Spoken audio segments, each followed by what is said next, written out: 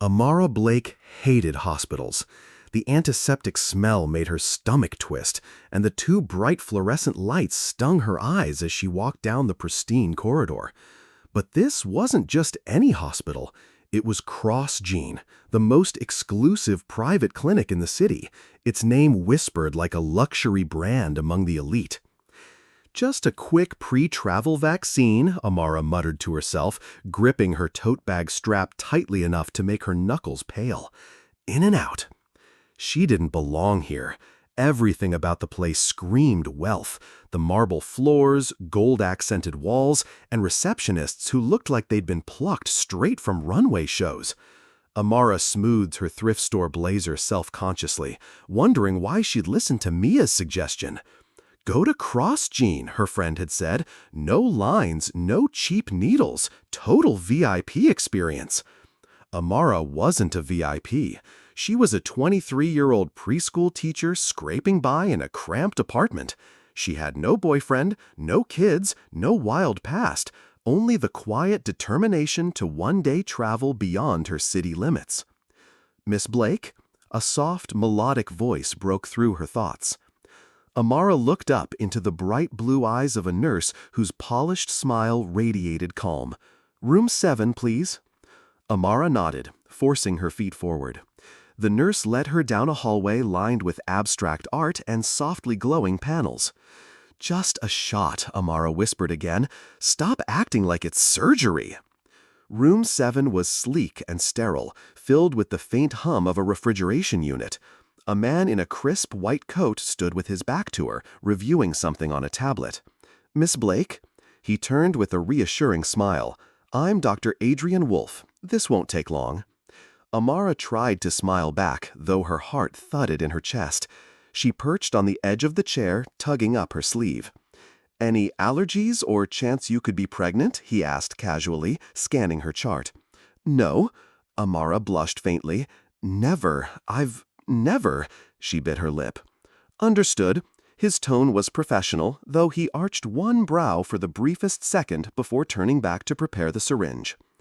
On the other side of the wall, in the logistics room, chaos simmered. A flustered intern was frantically apologizing as a senior nurse scolded her. You mislabeled the sample. Do you know what that means? I thought it was the standard flu vaccine. God help us if this gets out, the nurse hissed. But it was too late.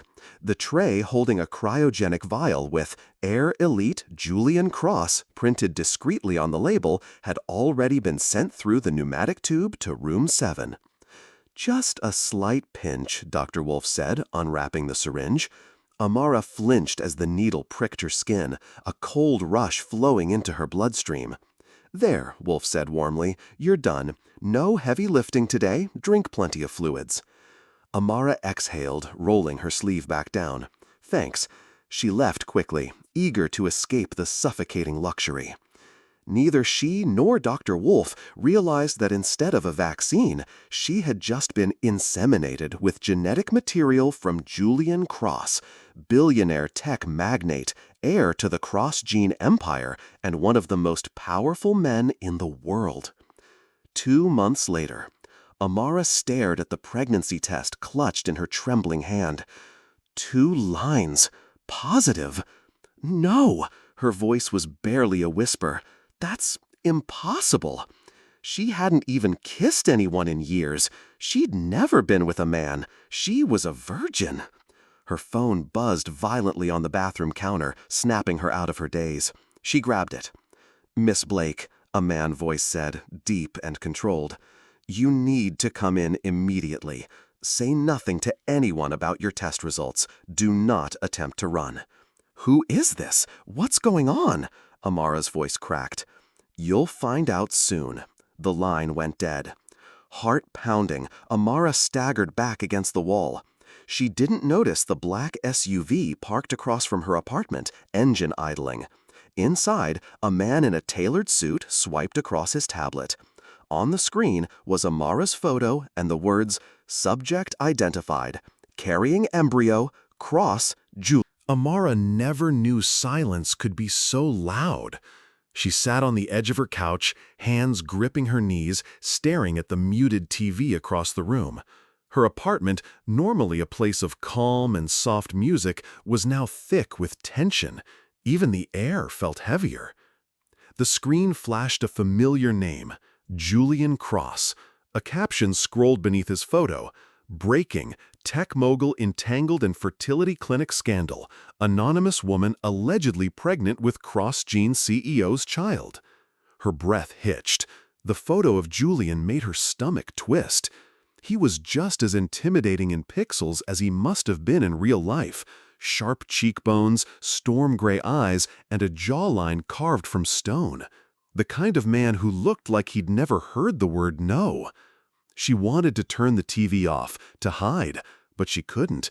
Not when every station, every news site, and every social feed was lit up with her name, her face, her body. Because someone had leaked it. Her phone buzzed again. Mia's name flashed. Amara ignored it. She couldn't face her best friend yet, not when the world had painted her as some kind of predator, a gold digger trying to trap a billionaire. Another notification popped up.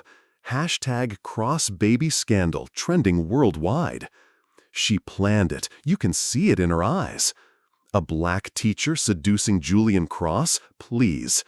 Check her IG. She's been thirsting for fame for years. Protect Julian. She's a scam artist. Amara's chest tightened, as if invisible hands were squeezing her lungs.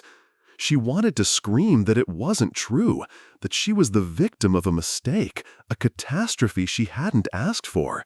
But who would believe her? The intercom buzzed. She jumped, clutching her phone like a lifeline. Hello? Miss Blake, this is Marcus Hale, CrossGene's head of security. I'm here to escort you to Mr. Cross's office. Her blood ran cold. I didn't agree to any meeting. This isn't optional. His voice was calm but held an edge of authority that brooked no argument.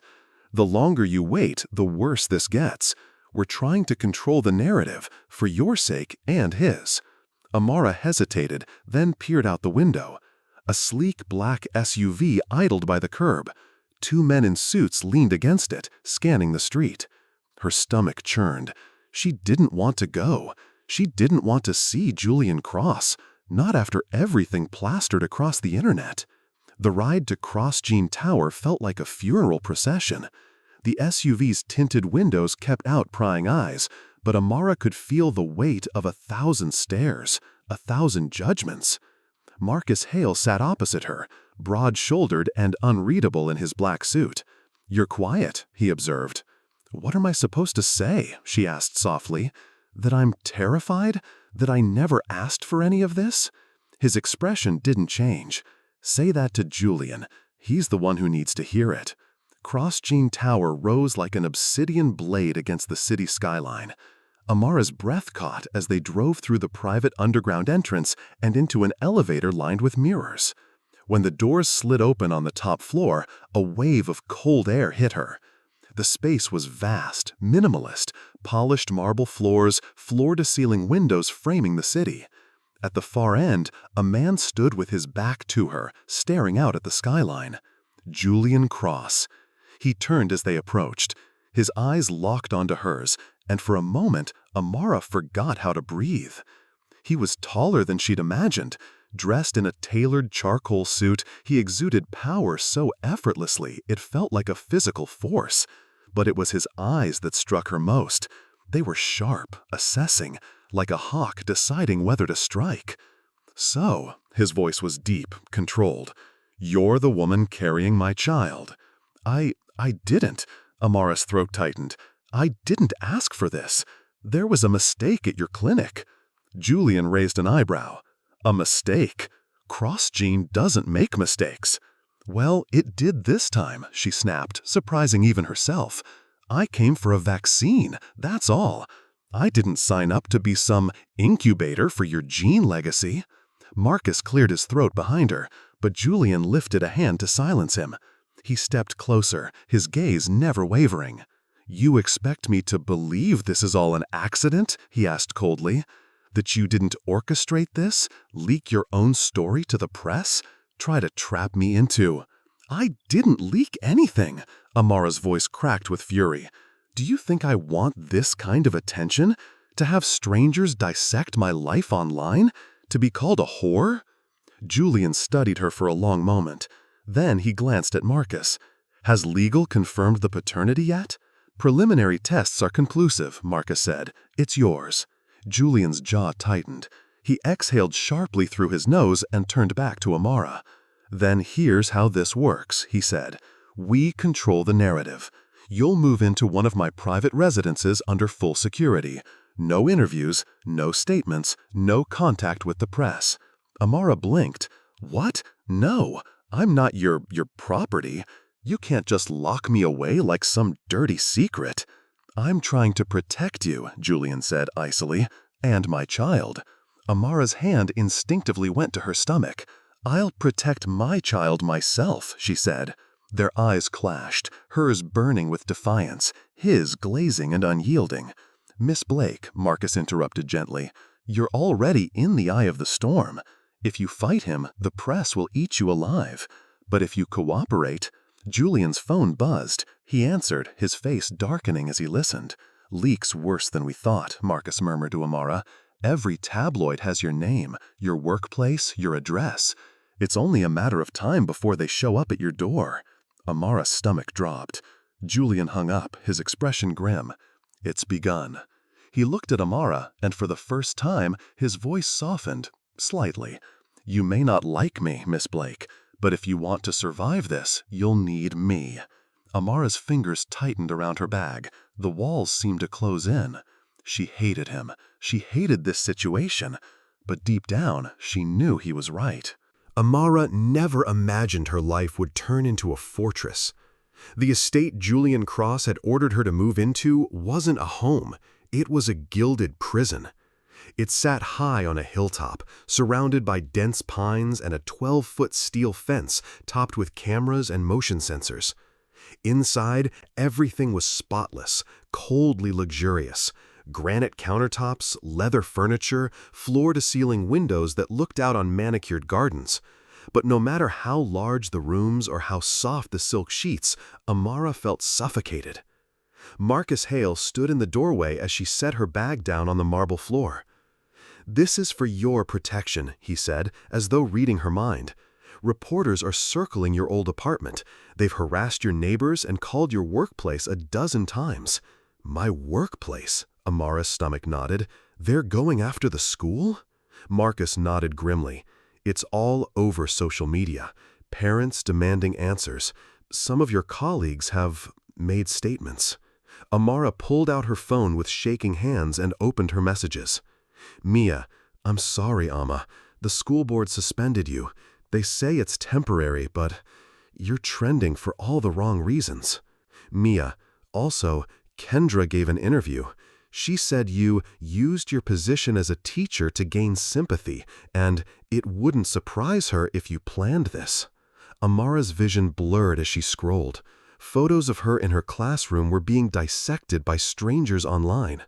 One headline screamed, "Seducing a billionaire, the sweet teacher exposed." The comments were worse. She's playing the race card now. Classic. Virgin? Yeah, right. Women like her don't end up in situations like this accidentally. Poor Julian. Hope he takes custody and leaves her broke. Amara dropped her phone on the counter and pressed her palms to her eyes. Tell Julian I'm not staying here, she said hoarsely. I'm not hiding while the world destroys me. I'll talk to the press. Tell them what really happened. Marcus's expression hardened. That would be suicide. You don't have proof the insemination was accidental. They'll twist every word out of your mouth. Then what do I do? Sit here while they rip me apart? You survive. That night, Amara sat curled up in the corner of the guest room, phone in hand, staring at her own name trending on every platform. Her stomach churned, not from the pregnancy, though nausea had become a constant companion, but from pure dread. A new notification flashed. Unknown number. I know who really did this to you.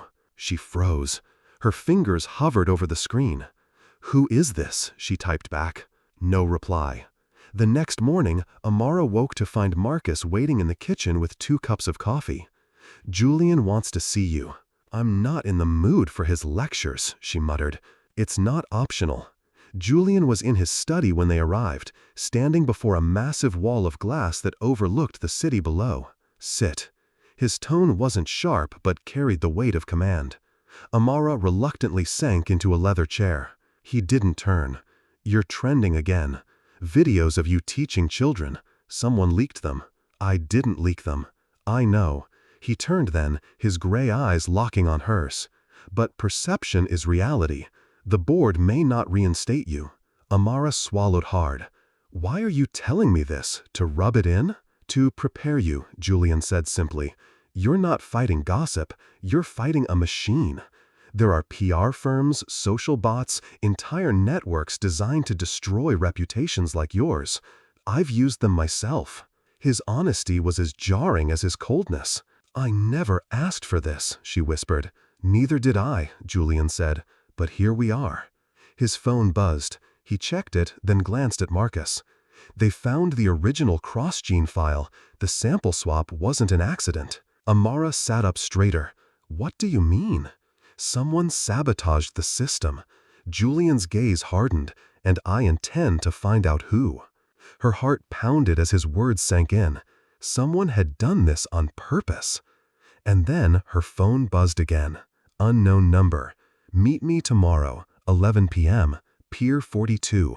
Come alone, or lose everything." The night air was cold and wet as Amara pulled her coat tighter around her shoulders. She shouldn't have come.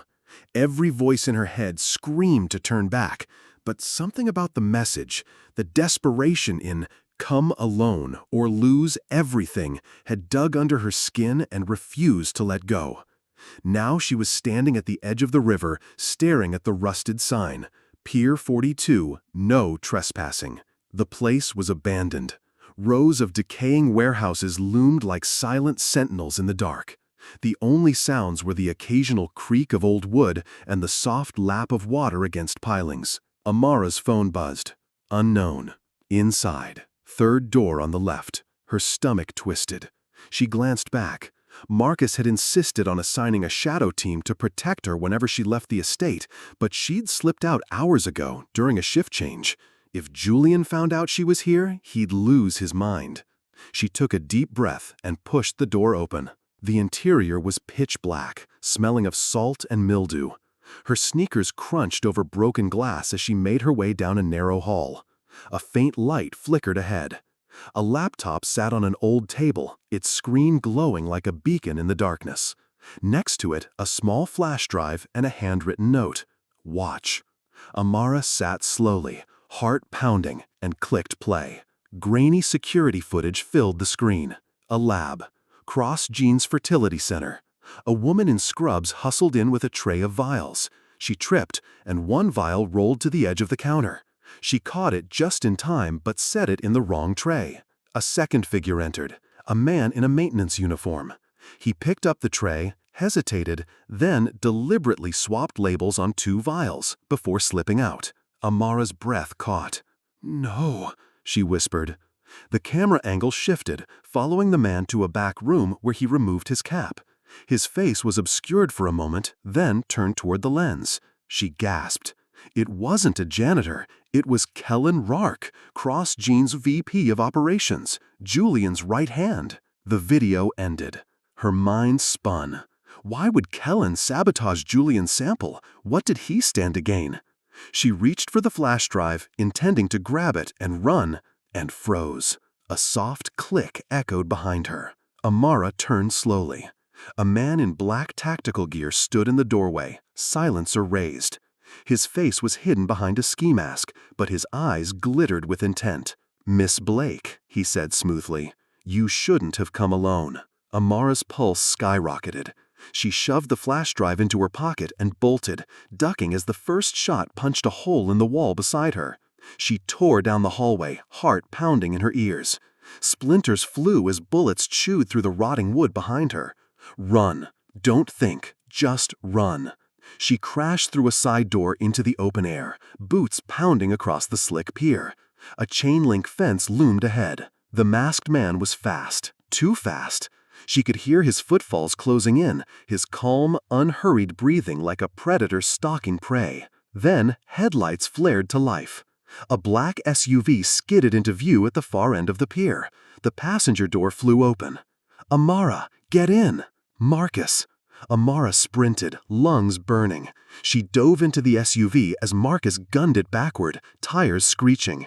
Bullets shattered the rear window as the masked man fired and then melted into the shadows. "Are you out of your mind?" Marcus roared as he swerved through narrow streets. "Do you have any idea how close you were to being killed?" I had to go," Amara panted. "There was proof. Someone at CrossGene did this on purpose. It wasn't an accident." Marcus shot her a sharp look. "What proof?" She pulled the flash drive from her pocket and held it like a trophy. "This. It shows Kellen Rark switching the samples."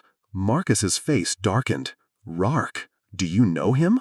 "He's Julian's oldest ally and his biggest threat." When they finally pulled up to the estate, Julian was waiting on the steps, his expression carved from ice. "Inside," he said. "You disobeyed me." Julian's voice was dangerously low as Amara stood in his study, Marcus at her side. "I had no choice," Amara shot back. "Someone contacted me. They showed me proof. Kellen swapped the vials. He's framing me, framing us." Julian's fingers drummed against his desk. "Show me." She handed over the flash drive. As the footage played, Julian's face remained unreadable, but his knuckles whitened against the glass of Scott in his hand. When the video ended, he turned to Marcus. "Double security. No one in or out without clearance. And find Rark. Now." Marcus nodded and left. Julian's gaze returned to Amara. "You realize what this means?" She shook her head. "Kellen Rark isn't just trying to destroy me. He's using you as a pawn in a much larger game." Julian stepped closer, his eyes like storm clouds. "Whatever he's planning, it's not over." Amara's stomach churned. She wanted to ask what Julian meant, but the question died in her throat. When his phone buzzed, he glanced at it, his jaw tightening. "Too late," Julian murmured. He handed her the phone. On the screen was a live news broadcast. Breaking. Julian Cross's secret child conspiracy. CrossGene speaks out. Kellen Rark's smug face filled the frame. Julian Cross is unfit to lead. He's reckless with company assets. And now he's orchestrated a cover-up involving this woman. Amara's blood ran cold as Kellen continued. "We have evidence she seduced Julian to gain access to his fortune. CrossGene will take legal action to protect our interests." Julian's voice was quiet but deadly.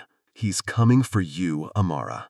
And he won't stop until one of us is destroyed." The roar of the helicopter's blades drowned out everything. Amara clung to the seatbelt as the chopper banked sharply over the Hudson, the city lights below blurring into a river of gold. Julian sat across from her, his jaw tight, eyes fixed on the horizon. Marcus was on the comms, barking orders in a clipped voice that suggested the situation had gone from bad to catastrophic. Amara's heart hammered in her chest. Just hours ago, she was a pariah holed up in Julian's estate. Now she was strapped into a helicopter at midnight, fleeing a manhunt. She turned to Julian, shouting over the noise, "Where are we going?" He didn't answer immediately. His expression was unreadable in the dim cabin light. "Somewhere Rourke can't reach us. Yet." Amara's fingers dug into the seat. "He's calling me a seductress, a con artist. The media's running with it." Julian's gaze snapped to hers, sharp enough to cut glass. "You're not the first target Rourke has destroyed with a smear campaign, but you will be the last." The chopper lurched. Marcus's voice was suddenly urgent. "We've got hostiles on the ground, black SUVs tailing our decoys. 6, maybe 8. They're not wasting time." Julian's eyes narrowed. "Protocol 0. Amara blinked. "What's that?" Julian didn't answer. He reached into a compartment and pulled out a sleek black pistol, checking the clip. "You're going to see what Kellen's really capable of." The safe house wasn't a house at all. It was a decommissioned Cold War bunker buried beneath acres of forest in upstate New York. The helicopter landed on a hidden pad, and a steel hatch yawned open like the mouth of some sleeping beast. Amara followed Julian and Marcus down a narrow corridor lit by flickering fluorescent lights. Her sneakers echoed off concrete walls scarred with age. "This place was built to survive a nuclear strike," Marcus said grimly. "Let's hope it can survive Rourke." Hours later, Amara sat in a dimly lit operations room watching the news feed scroll across multiple monitors. Breaking: Cross-Gene VP Kellen Rourke alleges Billionaire's mistress orchestrated pregnancy for financial gain. Cross-Gene files lawsuit to claim custody of Julian Cross's unborn child, calls woman unfit. Her stomach turned as panelists debated her worthiness as a mother, as headlines painted her as a gold digger, as strangers picked apart her teaching record, her social media posts, her clothing choices. "God," she whispered, "they're going to take my baby." "They'll try." Julian stood behind her, arms crossed. His voice was calm, almost too calm. Amara looked up at him. "Why aren't you panicking? They're framing both of us." "Because panic doesn't win wars." He knelt beside her chair. "Kellen's not after the baby, he's after me. This isn't about morality, it's about power." "Then what do we do?" Julian's gray eyes hardened. "We take the fight to him." Later that night, Marcus stormed into the room, phone pressed to his ear. "They've hit 3 more safe houses. Teams swept through like ghosts. No survivors. They're cleaning house, Julian. Anyone with loose ties to you or Cross-Gene is a target." Amara's blood ran cold. "They're killing people?" Marcus nodded grimly. "That's Protocol Zero. Rourke's private army, off-the-books assassins, mercenaries, ex-special forces. He's erasing anything that could tie him to the sabotage. Which means we're next," Marcus added. Hours passed in tense silence. Amara tried to sleep, but every creak in the bunker made her flinch. She imagined black-clad soldiers slipping through the trees, silencers in hand. At 3 a.m., the security alarms blared. Red lights bathed the corridors as Marcus's voice thundered over the intercom. "Perimeter breach, hostiles inbound, full team, 5 minutes to contact." Julian was already on his feet, loading a rifle. He tossed a pistol to Amara. "Do you know how to shoot? Are you insane? I'm a teacher." "Not tonight." His eyes locked on hers. "Tonight, you survive." The sound of gunfire erupted in the distance as Julian and Marcus threw a maze of concrete passages. Explosions rocked the bunker. Dust rained from the ceiling. "They're breaching secondary access," Marcus shouted. "We've got to move." They rounded a corner and nearly collided with 2 of Rourke's men. Amara froze as one raised his weapon. Julian didn't. He fired twice, dropping them both before they could speak. "Keep moving." By the time they reached the surface, the forest was alive with chaos. Fire licked the top trees where the helicopter had been destroyed. Shadows moved between trunks, Rourke's assassins hunting them like prey. "This way," Marcus barked, leading them toward a camouflaged SUV. Bullets whined past as they sprinted. Amara's lungs burned. Her foot caught on a root, and she fell hard, her pistol skittering into the underbrush. A figure loomed over her, rifle raised. Julian tackled the man from the side, slamming the rifle away and driving his elbow into the man's throat. The assassin crumpled. "Go!" Julian shouted, yanking Amara to her feet. They piled into the SUV as Marcus floored the gas. Branches clawed at the windows as they tore down a narrow dirt path. In the rearview mirror, Amara saw flames consuming the bunker. No safe haven. When they finally reached a deserted highway, Julian exhaled slowly. "We can't run forever," Amara whispered. "No," Julian said. His voice was steel. He turned to Marcus. "Contact every ally we have left. It's time to turn this around." The safe house smelled faintly of dust and old paper. It wasn't much, just a derelict bookstore in a forgotten part of the city, but Julian assured Amara it was clean. No surveillance, no traceable utilities, no digital footprint. She sat curled on a cracked leather armchair, clutching a mug of lukewarm tea. Her fingers wouldn't stop trembling, maybe from exhaustion, maybe from fear. Julian, as always, looked untouched. He paced the room like a predator in a cage, his phone pressed to his ear. 3 dead in Atlanta, 2 in Boston. Rourke isn't just cleaning house, he's erasing history, Julian said. A pause. Then burn every paper trail. If Rourke wants war, we'll give him one. Amara watched him, her stomach twisting. You talk like this is normal, she said softly. Like assassins and safe houses are just part of your life. Julian glanced at her, unreadable as ever. In my world, it is. Your world? She shook her head. Julian, I was a teacher. I had a simple life. Bills, lesson plans, bad dates.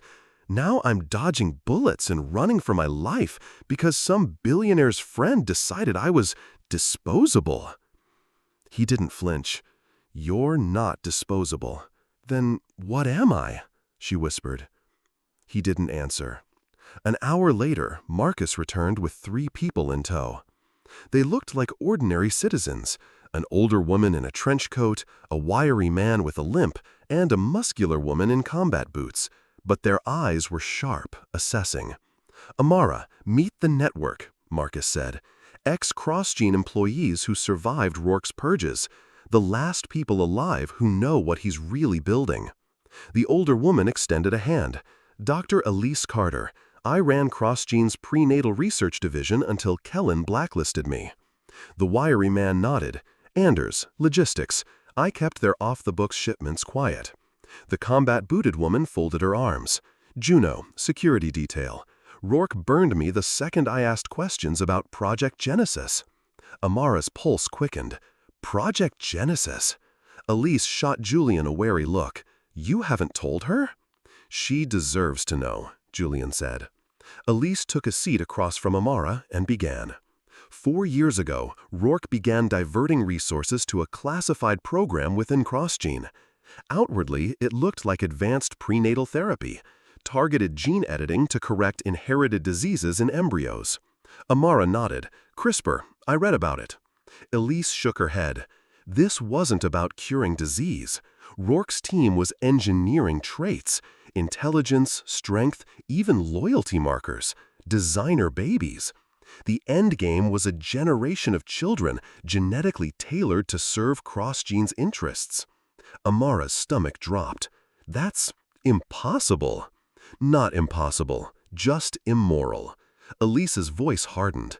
We discovered over 100 embryos were tampered with. Most were terminated, but a handful of live births occurred. Test subjects hidden in plain sight.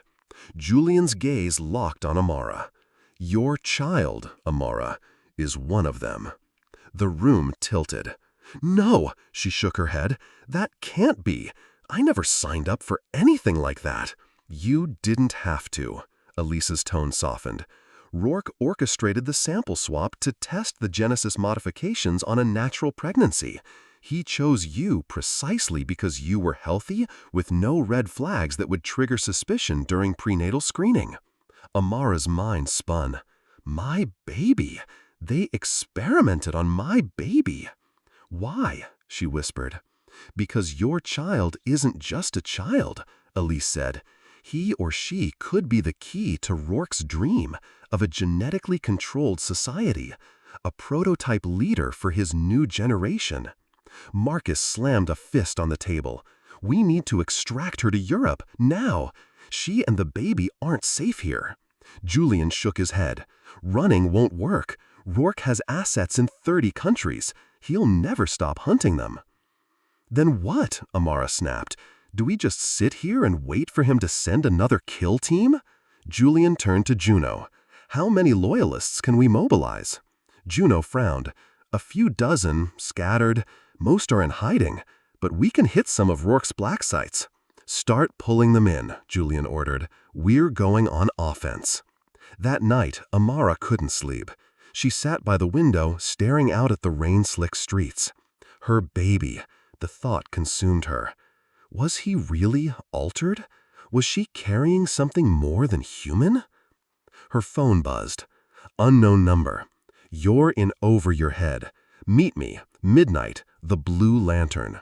She hesitated, then typed back, "Who are you?" No reply. At 11:45 p.m., Amara slipped out the back door. She had to know.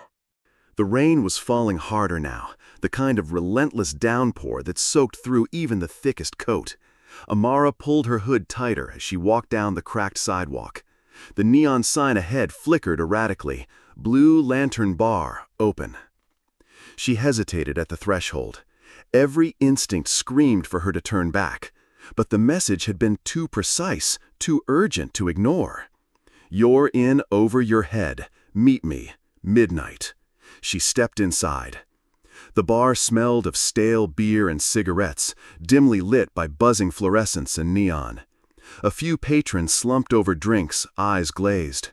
A jukebox wheezed out a broken tune in the corner. "Can I help you?" the bartender asked, without looking up. "I'm meeting someone," Amara murmured. The man just nodded toward the back.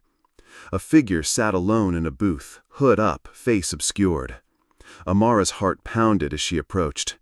"You're late," the figure said, voice low, feminine.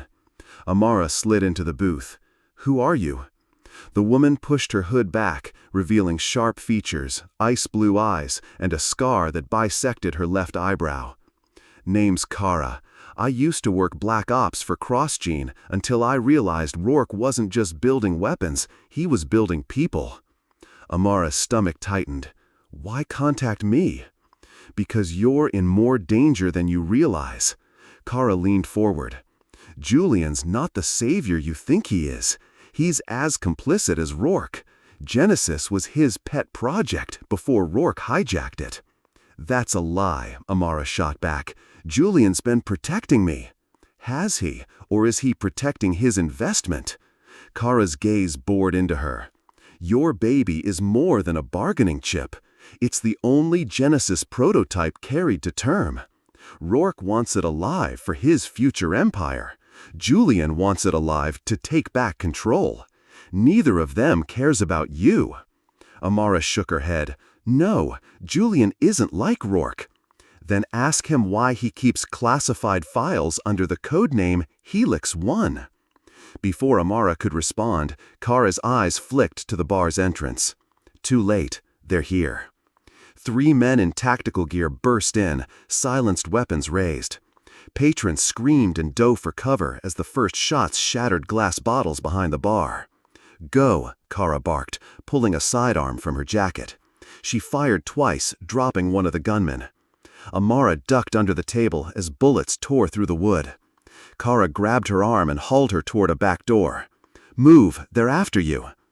They burst into an alley slick with rainwater. Tires screeched as a black SUV skidded to a halt nearby. Another squad of Rourke's men piled out. "Down." Kara shoved Amara behind a dumpster and returned fire, her movements precise and brutal. But there were too many. Amara's phone buzzed in her pocket. She fumbled it out. "Marcus. Incoming. Stay alive for 2 minutes."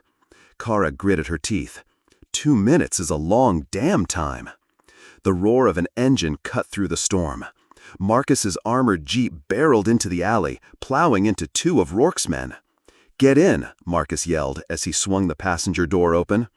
Kara shoved Amara forward. "Go, I'll hold them." Amara hesitated. "Come with us." "Can't. I've got my own fight."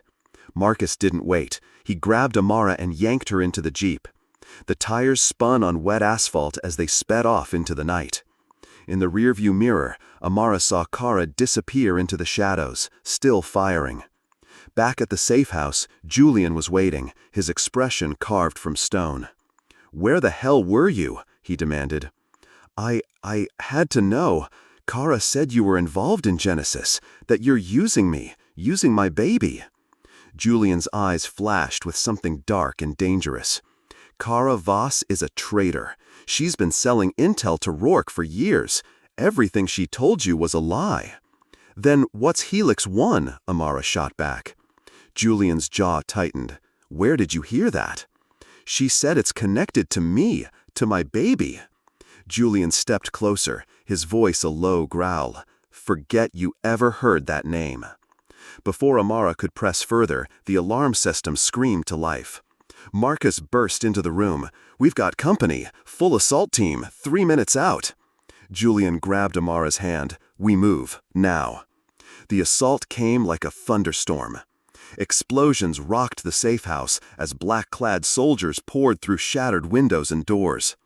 Gunfire echoed in the narrow halls. Amara clung to Julian's arm as Marcus led them through a back exit. Juno met them outside with a second jeep. "Extraction point's 10 miles north," she shouted over the gunfire. "We have to move." A stray bullet struck the ground inches from Amara's feet. She stumbled and Julian caught her. "Stay with me," he said fiercely. They tore through back roads at breakneck speed, headlights off. Behind them, the safe house was consumed by fire. Amara's heart pounded. She didn't know who to trust anymore. Kara's words echoed in her mind. "Neither of them cares about you." She glanced at Julian. His jaw was set, his knuckles white on the steering wheel. Is she right? As dawn broke, Marcus's phone buzzed with a coded message. His face went pale. "What is it?" Julian asked. "They've activated Phase 2. Julian cursed under his breath. "Then we're out of time." He turned to Amara, his gray eyes unreadable. "You want answers? You'll get them. But first, we have to survive what's coming." Amara nodded, though her hands were shaking. Whatever Phase 2 was, she had a terrible feeling it would make everything so far look like child's play. The fortified compound sat like a sleeping beast in the middle of nowhere. Once a private military training facility, now converted into Julian's last redoubt. It was surrounded by steel fencing, watchtowers, and enough firepower to repel a small army. Amara's first glimpse of it came as the jeep crested a ridge at dawn. The rising sun lit the perimeter walls in pale gold, but even that warmth couldn't mask the cold efficiency of the place. "Welcome to the Ironhold," Julian said. Amara shivered. It felt more like a prison than a sanctuary. Inside, the compound was a hive of activity. Armed guards ran drills in the yard, engineers worked on surveillance drones, and medical staff hustled to and from a makeshift clinic. "This isn't just a safe house," Amara murmured. "It's a war camp." Julian glanced at her. "That's exactly what it is. Rourke won't stop. Neither can we." She didn't reply. In the week since her world imploded, she had gone from being a quiet, soft-spoken teacher to someone dodging bullets and conspiracies. Her belly was beginning to show now, subtle but undeniable. "And they're all staring at me like I'm some kind of holy relic." Marcus debriefed with Juno and the other leaders as Amara was led to a private room. She barely had time to sit before Julian appeared at the door, his expression unreadable. "We need to talk," he said. "About Helix 1?" Amara asked coldly. Julian flinched almost imperceptibly. Then he stepped inside and closed the door. "It's not what you think," he began. "Then explain it." He sighed. Helix 1 was the internal code name for the first successful Genesis prototype. Your child. Amara's stomach churned. "You knew. All this time, you knew what they did to me? What they did to my baby?" "I didn't plan it, Amara. I didn't authorize the swap.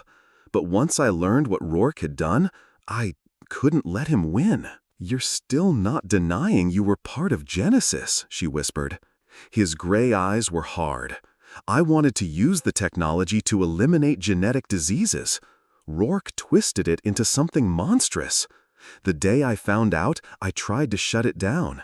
That's why we're here. That's why he wants us dead." Amara turned away, hugging herself. "So my baby's a science experiment, a tool in your war." "Your child is more than that," Julian's voice softened. "She's proof humanity can evolve without becoming a weapon. And that's why Rourke will stop at nothing to take her."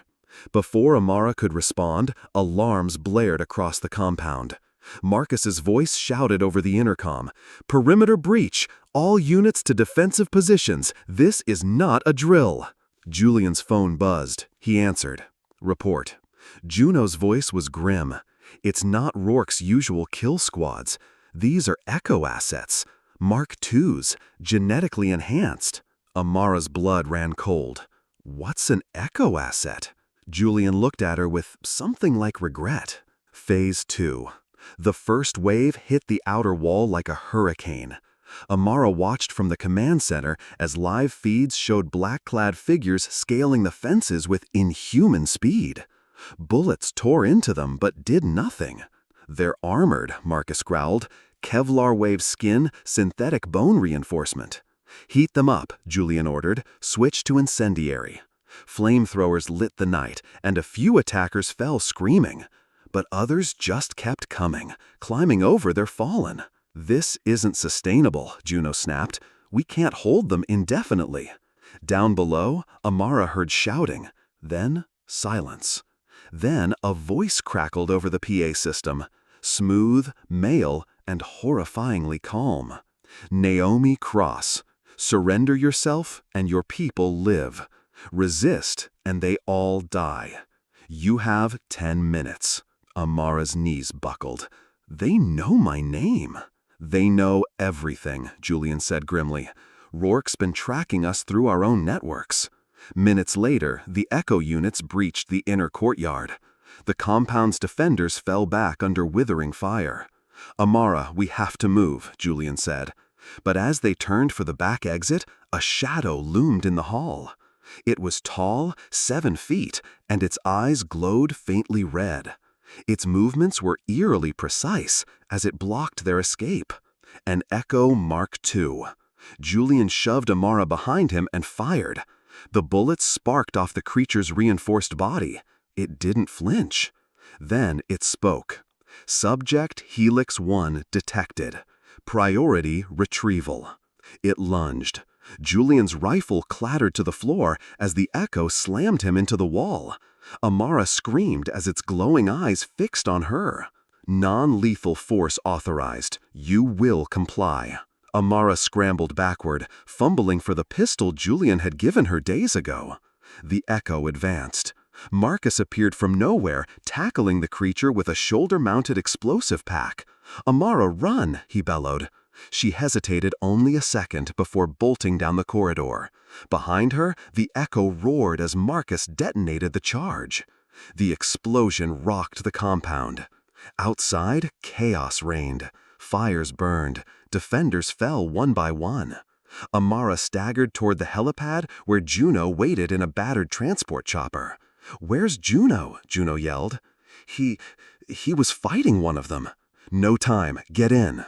Amara climbed aboard as the rotors whirred to life. Juno pulled her up just as another echo unit charged from the smoke. The chopper lifted off, bullets sparking off its underbelly. As they rose into the sky, Amara looked down at the iron hold. The once impenetrable compound was now a flaming ruin. She turned to Juno, her voice shaking. "Julian, Marcus, are they?" "I don't know." Juno's jaw was tight. "But we need to assume we're alone now." Amara clutched her stomach as tears filled her eyes. Rourke's voice echoed in her head. "Surrender yourself, and your people live." She realized with a chill that she might be the last one standing. The safe house wasn't much more than a forgotten subway station, long since abandoned when the city modernized its transit system. Rust flaked from the walls, and stale water dripped from cracked pipes overhead. But for Amara and Juno, it was the only place left. They had fled the burning iron hold under a hail of gunfire, losing half their people in the chaos. Amara didn't know how they'd escaped at all. Only that Marcus's sacrifice and Julian's last stand bought them seconds to lift off. Now, days later, she still didn't know if either man had survived. Juno secured the heavy door behind them, then slumped against the wall, sweat streaking her soot-stained face.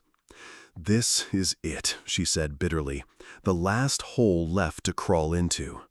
Amara sat on a cracked bench, hugging herself. The silence pressed in, thick and suffocating. "Do you think Julian's alive?" she asked finally. Juno hesitated, then shook her head. "If he made it, he'll find us, but don't hang your hope on ghosts." Amara pressed a hand to her belly.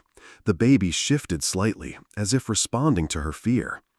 "I don't have the luxury of giving up," she murmured. 2 days later, Juno returned from a supply run with news. "There's someone who might help us," she said. "A scientist, name's Dr. Elias Vera. Used to be Rourke's lead geneticist before he went rogue. Rumor is he knows how to shut down Echo assets." Amara frowned. "Why would he help us?" "Because Rourke wants him dead too, and he hates being hunted." They left that night, moving through forgotten tunnels and sewers, following a trail of old resistance markers that only Juno seemed to recognize.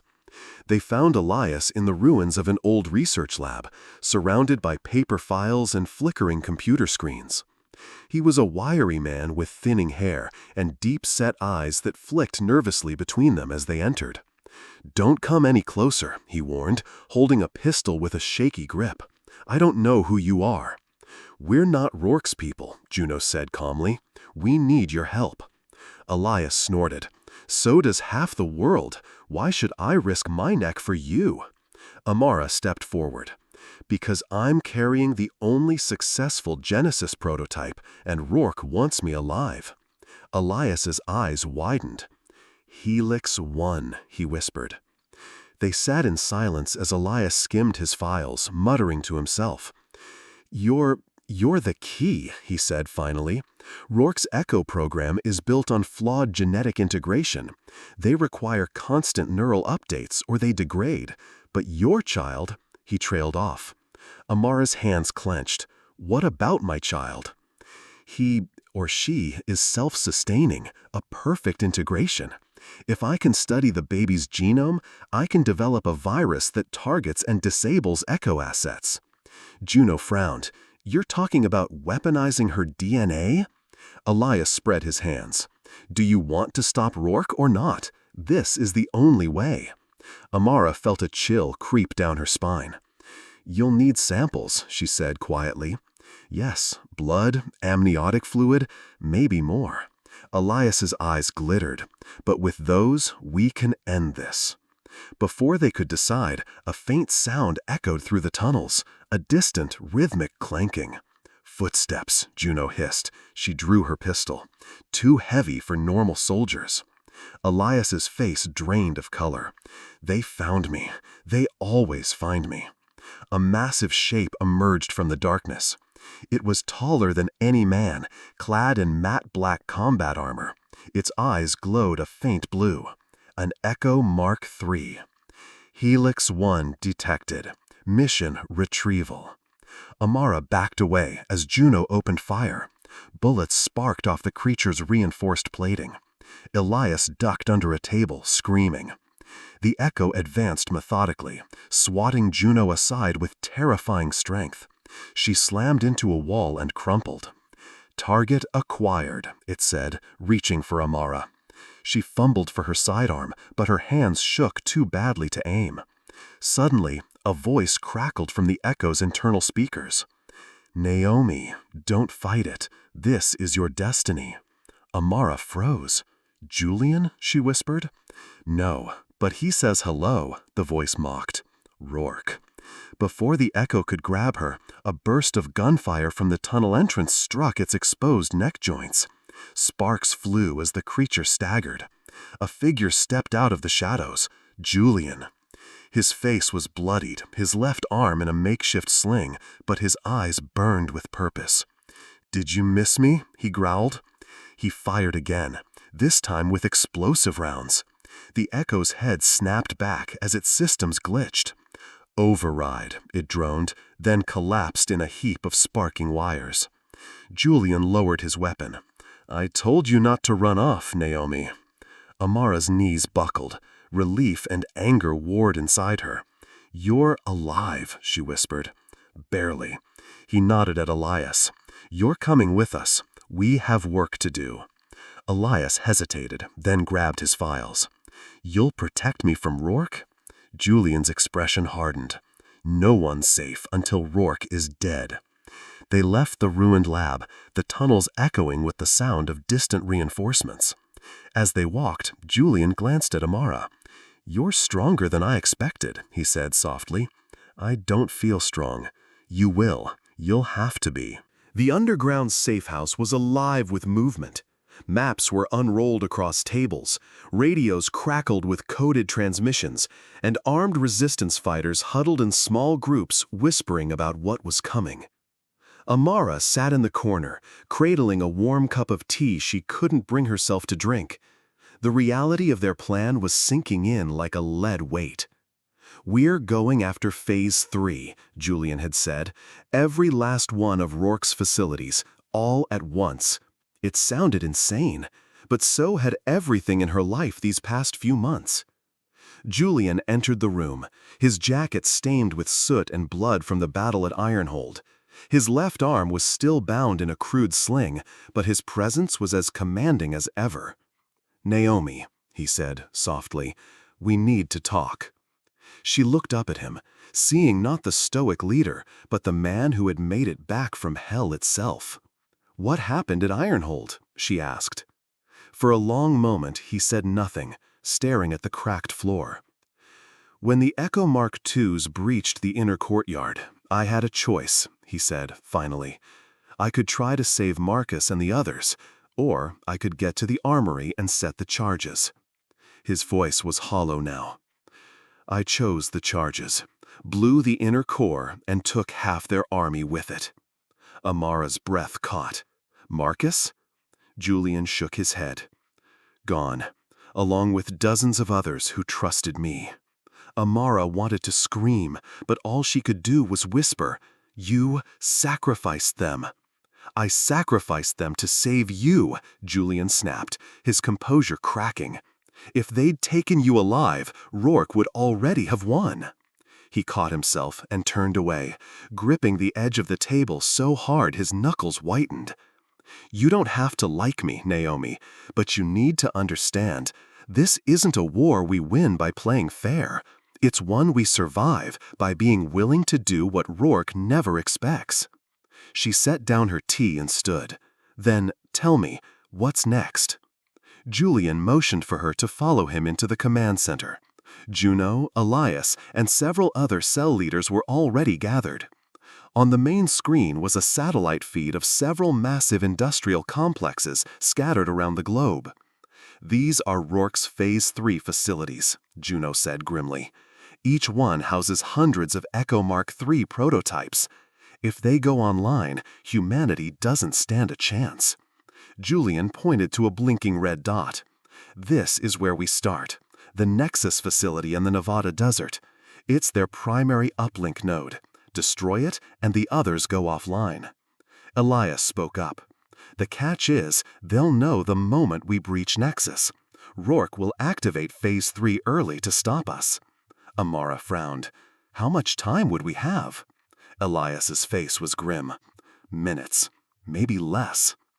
Juno spread a map across the table. "That's why we hit them all at once.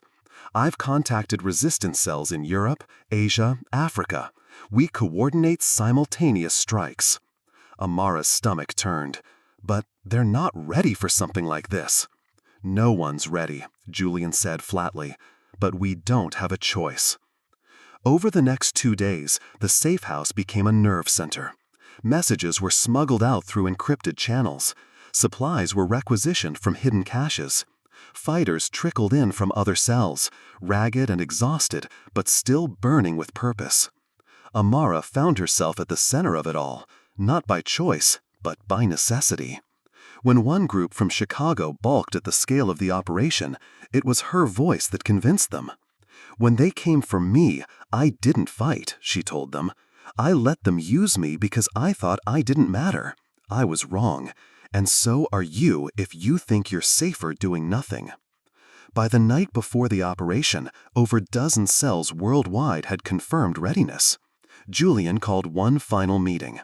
"This is it," he said. "Tomorrow we strike. Every facility, every node. Once the first team breaches Nexus, Rourke will launch Protocol Omega. Be ready to adapt." Juno added, "We've arranged for blackout zones and EMPs in key cities. It'll buy us minutes, maybe seconds." Amara looked at the faces around her, hard, tired, scared. and felt her own fear rise like bile. "I don't know if I can do this," she admitted.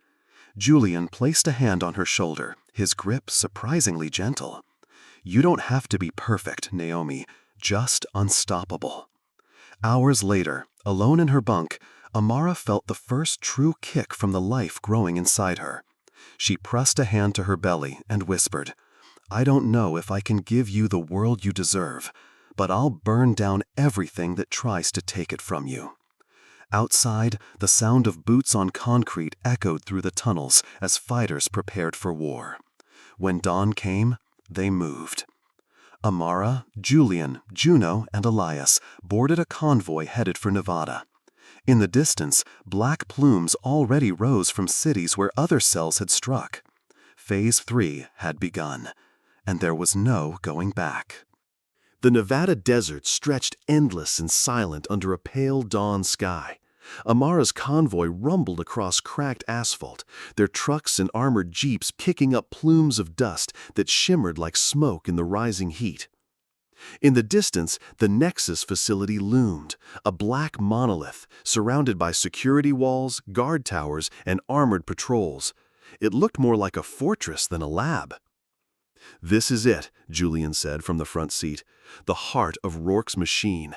Once we breach those walls, there's no turning back."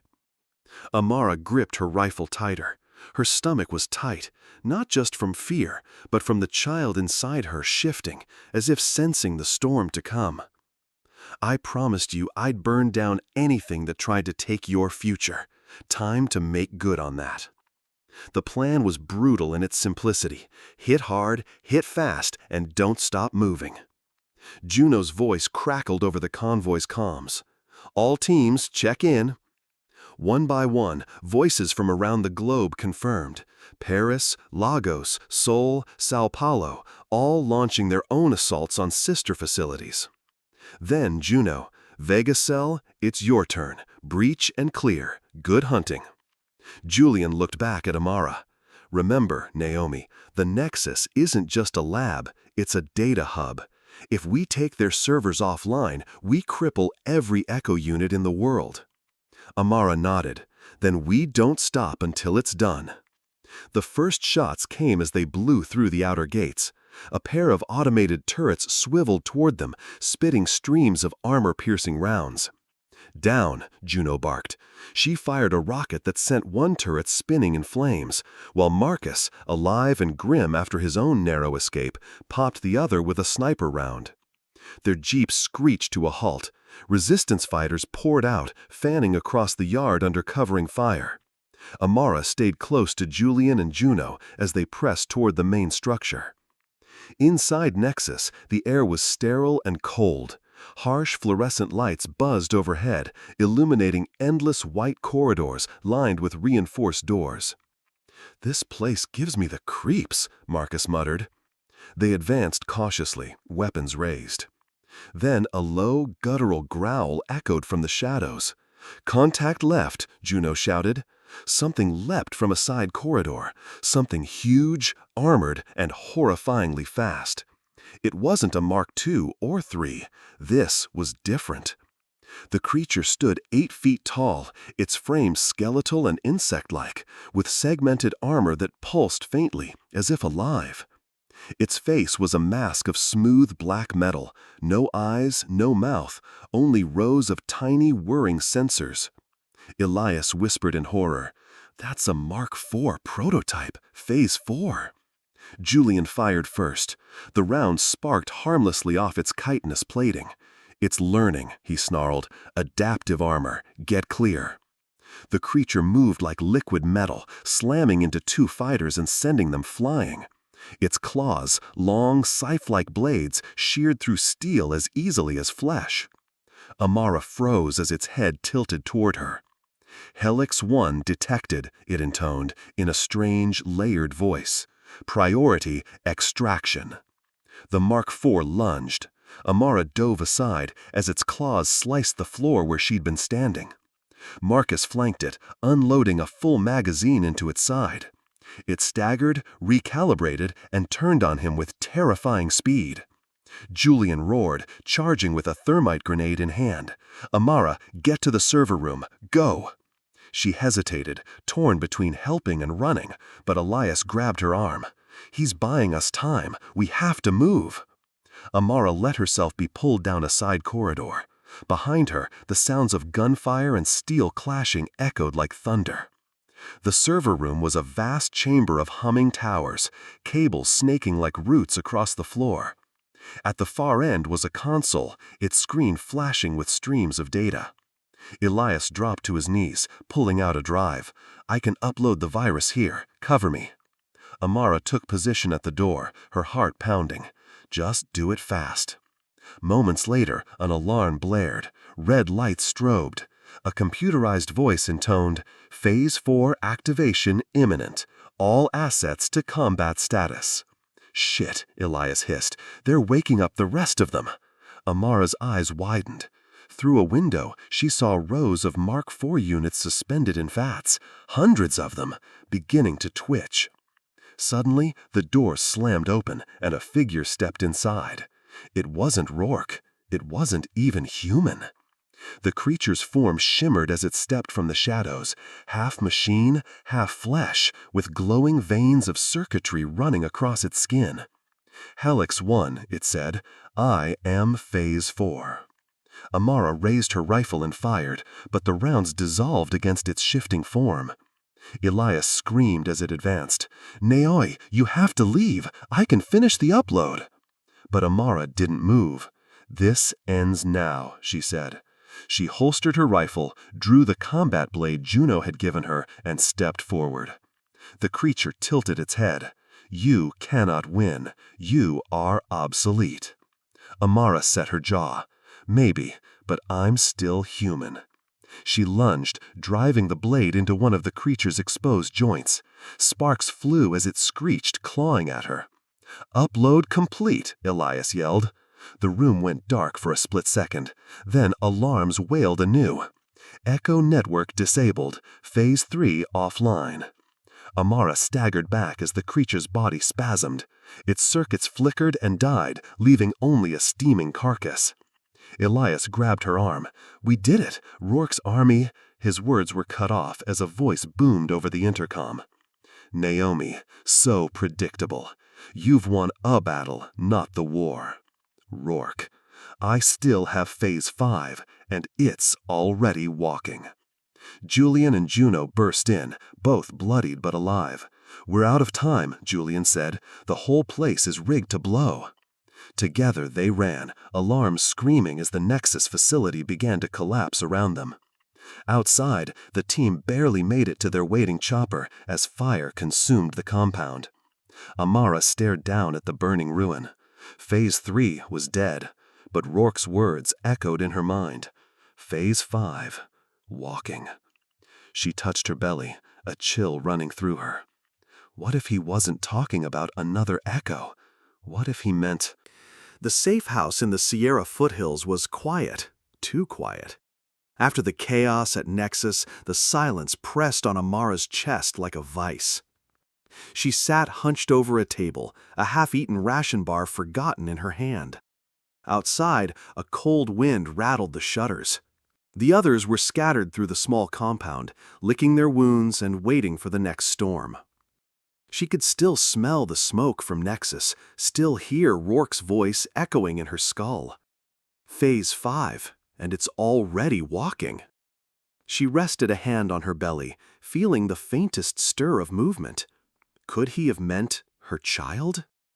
Julian entered quietly, his arm still in a sling, his face drawn with exhaustion. "You haven't slept," he said. It wasn't a question. Amara shook her head. "I can't. What if he wasn't bluffing? What if—" She trailed off, unable to say it aloud. Julian pulled up a chair. "Rourke doesn't bluff. He's always 3 moves ahead. But we don't know what Phase 5 really is. Not yet." Amara's knuckles whitened around her cup. "Julian, this baby, it isn't normal, is it? The way they came after me at Nexus, the way that Mark IV called me Helix 1, what does it mean?" Julian hesitated. Then he reached into his jacket and slid a small data drive across the table. Elias pulled this from Nexus's mainframe before we blew it. You need to see it. The screen flickered to life, showing rows of encrypted files. Elias, standing nearby, began to type furiously. One by one, the files opened. Diagrams, genetic codes, reports stamped with the Veyron insignia. Then a video, a grainy lab recording of a woman strapped to an operating table, screaming as robotic arms injecting something into her abdomen. The file name read, Helix Protocol, Subject Alpha. Amara recoiled. That's not me, is it? Elias shook his head. No, but it's what they wanted for you. Rourke's Phase 5 wasn't about building new echo units, it was about breeding them. Hybrid offspring, part human, part echo. Julian's jaw tightened. And they think your child is their success story? Amara felt the room tilt. They planned this, all of it. The attack in Atlanta, the abduction, the tests they ran on me. I thought I escaped. Her voice cracked. I was already pregnant when I fled. I thought it was just a chance, but it wasn't, was it? Elias's silence said everything. The conversation was cut short by a shrill alarm. Juno burst into the room, weapon in hand. Perimeter breach. We've got incoming, dozens of heat signatures. Julian swore. They found us. Rourke wants Phase 5 back. Within minutes, the compound was a war zone. Resistance fighters scrambled to defensive positions as black-clad Reaper units poured in through the tree line. Drones buzzed overhead, scanning for Amara. Priority target, Helix 1, a Reaper droned over the loudspeakers. Terminate resistance, recover viable genetic asset. Amara felt her stomach twist. They're talking about my baby. Julian grabbed her arm. We can't hold this position. You have to get out. I'm not leaving. Yes, you are, Julian growled. If they take you, it's over. Juno shoved a rifle into Amara's hands. There's a tunnel beneath the east wing, leads to an old mining road. Go, we'll buy you time. Amara, Elias, and Marcus sprinted for the tunnel entrance as the compound shook with explosions. Behind them, they heard Juno over comms. Fall back, fall. The transmission cut to static. Amara stumbled but kept running. The tunnel opened into dense woods. Ahead, an ATV sat idling, one of their emergency escape vehicles. Get on, Marcus shouted. They sped off just as gunfire rattled behind them. Amara held tight to Elias's arm, her heart hammering. How did they find us so fast? She gasped. They didn't, Elias said grimly. Someone told them. The words hung heavy. A traitor. Amara wanted to ask who, but there was no time. A drone swooped low, its searchlights sweeping over the forest. Duck, Marcus shouted, firing a burst that sent the drone spinning into the trees. They reached a remote ranger station as night fell. The place was abandoned but offered shelter. Julian's voice crackled over the comms. You made it? We're clear. What about you? A long pause. We lost Juno. Half the team is dead or captured. Rourke's pulling out all the stops now. Amara closed her eyes, forcing down a sob. Julian's tone hardened. You're the key, Naomi. Rourke doesn't care about the resistance. He cares about what you're carrying. She gripped her belly protectively. I won't let him have it. As the group settled into easy sleep, Elias worked at his laptop. I've decrypted more of the Nexus files, he whispered to Amara. Her eyes flicked open. What did you find? He hesitated. Your child isn't just part of Phase 5. Rourke called it the Seed Protocol. What does that mean? Elias swallowed hard. It means your baby isn't the first. It's the last. The culmination of everything Veyron's been working toward. Amara lay awake the rest of the night, staring at the cracked ceiling. In her mind, she heard Rourke's cold, mocking voice. You can run, Helix One, but your blood belongs to me. She rested a hand on her belly and whispered, Over my dead body. Outside, the forest creaked and groaned as shadows moved in the darkness. Reaper scouts closing in for the kill. The air smelled of cordite and pine sap as Amara crouched in the back of the armored truck, her hands gripping the cold steel of her rifle. The convoy rolled silently through the narrow mountain road, headlights off, engines dampened. Around her, the remaining resistance fighters checked weapons, reloaded magazines, and murmured quiet prayers. Julian stood at the front, eyes scanning a tablet that displayed satellite feeds of Rourke's main stronghold, Black Ridge, an abandoned military base now repurposed into the heart of Varen's operations. "This is it," he said. "Tonight we get our people back, or we die trying." Amara's jaw tightened. She felt the faint stirrings of life in her womb and laid a hand protectively over her belly. This isn't just about survival anymore. It's about making sure he never touches you. The plan was reckless.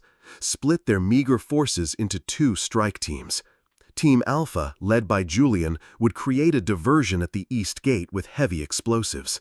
Team Bravo, Amara, Marcus, and Elias would infiltrate through a utility tunnel and rescue the captured resistance leaders. It was a gamble, but they had no choice. Rourke's purge had decimated the movement. If they didn't get their leaders back, the resistance would collapse for good. The truck jerked to a halt. Julian turned, his eyes hard. "Remember, once we're inside, you'll have no support. Get in, find them, and get out. Rourke's Phase 4 units are still out there." Amara nodded, her pulse hammering in her throat. "We'll get them back, whatever it takes." The night was moonless as Team Bravo slipped into the darkened forest, moving like wraiths. Elias led the way with a handheld scanner, guiding them to a maintenance hatch obscured by roots and moss. "Here," he whispered, "this'll take us under the outer perimeter." Marcus pried the hatch open with a crowbar. The smell of damp earth and rust wafted out. "Ladies first," he muttered with a grim grin. Amara slid into the shaft, rifle ready. The others followed, sealing the hatch behind them. The tunnel was cramped and suffocating, the walls slick with condensation. Their boots splashed softly in standing water as they crept forward. Halfway through, a faint hum filled the air. Elias froze, eyes wide. "Damn it, motion sensors, they're tracking us." Before anyone could react, lights snapped on. A robotic voice boomed through hidden speakers. "Helix 1 detected. Engaging containment protocol." Steel shutters slammed down at both ends of the tunnel. From vents above, a chilling hiss of gas began to fill the air. "Move!" Amara shouted. Marcus slammed his shoulder into one shutter, but it didn't budge. Elias furiously typed at his wrist console. "I can override, just cover me." From hidden panels, a pair of Phase 4 Echo units unfolded like spiders shedding their shells. Their segmented limbs clattered against the concrete as their glowing eyes fixed on Amara. "Helix 1, return to Rourke." "Like hell," she spat, unloading her rifle. The bullets sparked off their armor. Marcus lobbed a flash grenade, the explosion stunning the creatures long enough for Amara to switch to her blade. She darted forward, slashing at exposed joints. One unit's limb came free in a shower of sparks. It screeched and swiped at her, claws raking her shoulder. Pain flared, but she gritted her teeth. Elias shouted, "Override complete! Doors opening!" The shutters groaned and lifted. Amara, panting, grabbed Marcus's arm. "Move, now!" They sprinted down the tunnel as the damaged Echo units staggered after them, their voices warping into an eerie chorus. "Helix 1 must survive." The words sent a chill down Amara's spine. Why would they want me alive?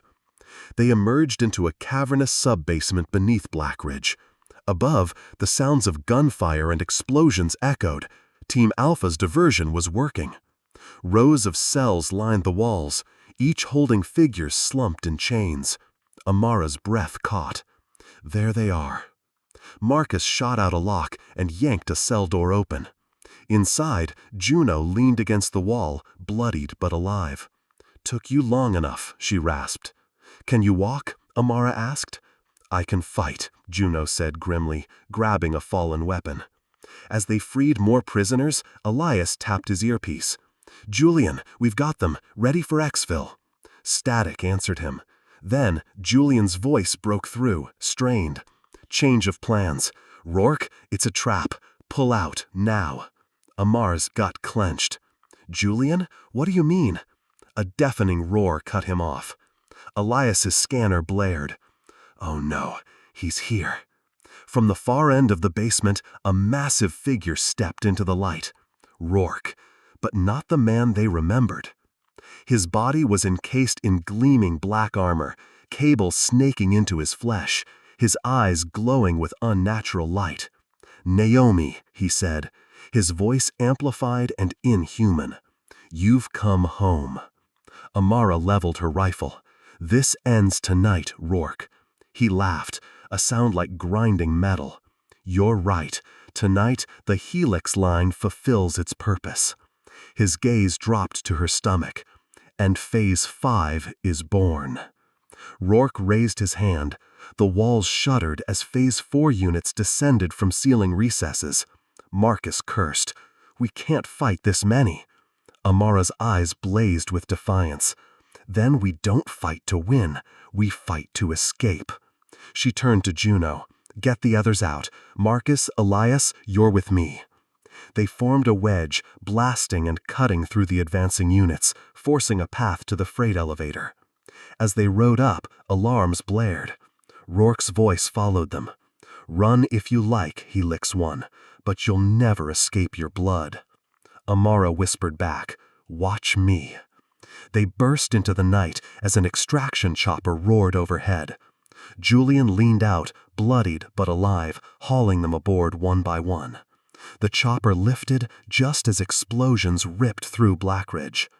Amara looked down at the burning fortress, her hand resting on her belly. Rourke was still alive, and now she knew the horrifying truth.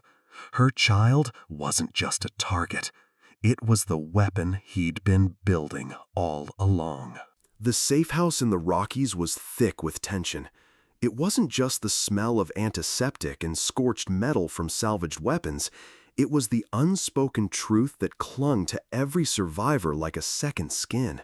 Amara stood by the cracked window, staring at the snow swirling in the moonlight. Behind her, resistance fighters patched wounds, reloaded magazines, and spoke in hushed tones. Julian limped into the room, his coat torn, eyes shadowed with exhaustion.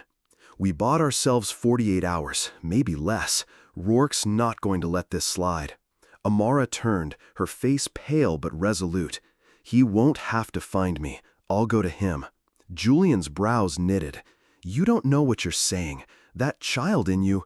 I know exactly what I'm saying. Amara's voice was cold steel. I won't let him use my baby as a weapon. Elias sat hunched over a laptop, his fingers flying over the keys. I cracked the last Nexus archive. Rourke embedded a failsafe in your DNA, Amara. The seed protocol isn't just theoretical anymore, it's live. What does that mean? Marcus asked. Elias looked up, his face ashen. It means Phase 5 can be activated remotely, and if Rourke flips that switch... He didn't finish. He didn't need to. Juno, still bandaged from Blackridge, spoke up. So we either kill Rourke before he uses it, or Amara doesn't survive long enough for him to trigger it, Julian said grimly. Silence. The words hung in the air like a guillotine. Amara's hand drifted to her stomach. I'm not killing my baby. No one's asking you to, Marcus said, his voice sharp. But you're carrying a ticking time bomb, Amara. If Rourke gets control, he doesn't need an army. He has one. Amara turned her gaze on Julian. Then we take that option away from him, once and for all. The plan was madness. Infiltrate Veyron's central node in Denver, sever Rourke's neural uplink to the seed protocol, and destroy his AI relay. It was their only shot. The team geared up in silence. Amara adjusted her body armor, feeling the child inside shift and kick. Don't worry, she whispered. I won't let him hurt you. She caught her reflection in a broken mirror. Her eyes were harder now, her face leaner. I'm not the same woman Rourke tried to break. As they approached Denver in stolen transports, the city loomed like a dead god. Power grids flickered, drones zipped overhead, and armored echo patrols stalked the streets. Julian's voice crackled over comms. Phase 4's active across the metro. Rourke's locked this place down tighter than Ironhold. We've got one chance to hit the relay. Amara gripped her rifle tighter. Then let's make it count. They breached the node at midnight. Explosions ripped through security outposts as resistance cells ignited diversions across the city. Amara, Marcus, Elias, and Juno sprinted through smoke-filled corridors, cutting down echo units as they went. At the relay chamber, they found it, a massive obsidian sphere humming with energy. Elias raced to the console. I can cut him off, but it'll take 5 minutes. Make it 3, Juno growled, firing at advancing Reapers. Suddenly, a cold, mechanical voice filled the chamber. Helix 1, you can't hide from what you are. Amara froze. The walls shimmered as holograms flickered to life. Images of her ultrasounds, her DNA strands, her child's projected growth. Rourke's face materialized, inhuman and calm. Phase 5 is not a child, it is evolution, and it is ready. Elias cursed. He's initiating remote activation. Amara's body seized as pain lanced through her abdomen. She collapsed to her knees, clutching her belly. Julian's voice crackled over comms. Amara, he's forcing the gestation cycle. He's trying to birth it early. The chamber shook as tendrils of nanotech began weaving through the air, drawn to Amara like iron filings to a magnet. Marcus knelt beside her, gripping her shoulders. Naomi, listen to me. You have to fight it. It's your body, your mind. Don't let him in. She grit her teeth, sweat pouring down her face. He's in my head. I can hear him. Rourke's voice echoed in her skull. Let go. Become what you were meant to be. Elias screamed from the console. 30 seconds. Hold him off. Juno and Marcus unloaded their weapons at the swarm of echo units flooding the chamber.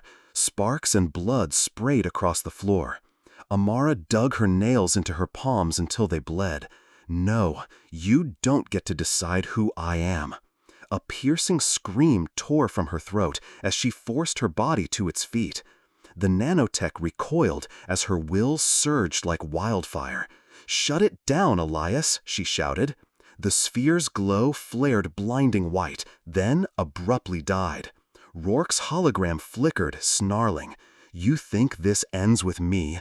Phase 5 lives in you now, and it will rise. The lights went out. Silence fell. Elias exhaled shakily.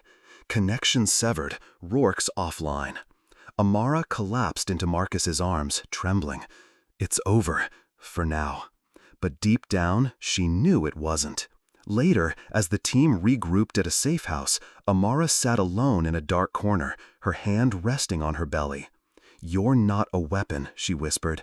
You're my child, and I'll burn the world before I let them take you. But she couldn't shake Rourke's final words. Phase 5 lives in you now.